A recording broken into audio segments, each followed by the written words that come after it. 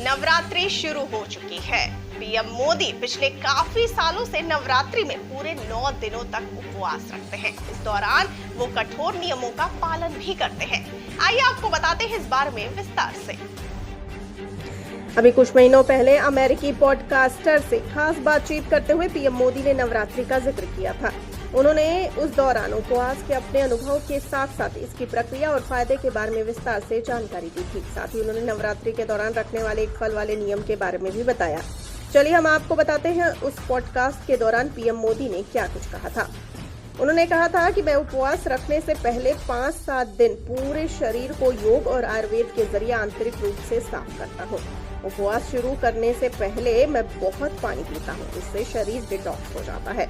मेरे लिए उपवास एक अनुशासन होता है। मैं उपवास के समय कितना ही बाहर गतिविधि करता हूँ, लेकिन मैं अंतर्मन में खोया हुआ रहता हूँ। मैं अपने भीतर रहता हूँ। यह अद्भुत अनुभूति होती है। मैं उपवास किताबों को पढ़कर या किसी के उपदेश के कारण नहीं करता हूँ। मेरी स्कूली दिनों का खुद का एक अनुभव यह है। उन्होंने कहा कि हमारे यहाँ महात्मा गांधी की गोरक्षा की इच्छा के लिए एक आंदोलन चल रहा था। सरकार कोई कानून नहीं बना रही थी। उस समय पूरे देश में एक दिन का उपवास सार्वजनिक स्थल पर करने का कार्यक्रम था।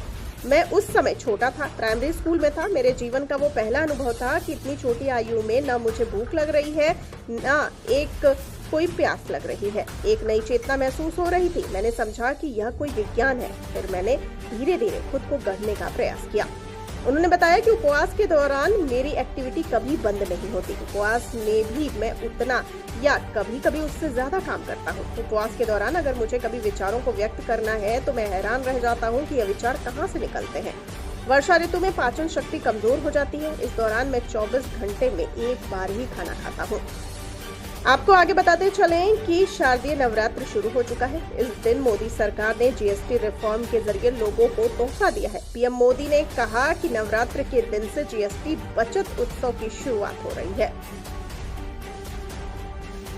पीएम मोदी ने आगे ये भी कहा कि नवरात्रि के पहले दिन से भारत आत्मनिर्भर पहल की तरफ एक अहम कदम रख रहा है। आपको क्या लगता है? अपनी राय में बताइए कमेंट सेक्शन में। और जाते जाते इस वाले वीडियो को कर दीजिए लाइक और शेयर और चैनल को सब्सक्राइब करना बिल्कुल ना भूलिए। मुझे दीजिए इजाजत। नमस्कार।